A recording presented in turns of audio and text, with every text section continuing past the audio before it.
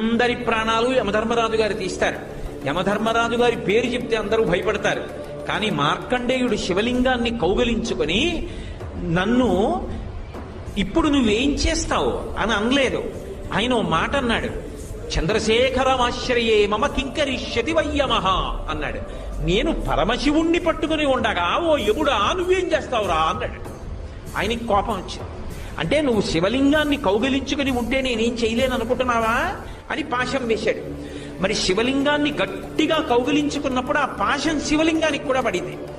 పడేటప్పటికి చూశాడు శంకరుడు, నన్ను నమ్ముకుని నన్ను పట్టుకుని నేనుండగా నువ్వు ఏమీ చేయలేవంటుండగా పాశం వేస్తావా? అంతే ఎడంకాలెత్తి తన్నాడు యమధర్మరాజు గారి యొక్క వక్షస్థలం మీద. అందరినీ చంపే యముడు మరణించాడు. ఆ మరణించినప్పుడు దేవతలందరూ వచ్చి స్తోత్రం చేస్తే మళ్ళీ బ్రతికించాడు యమధర్మరాజుని. నా భక్తుల జోలికి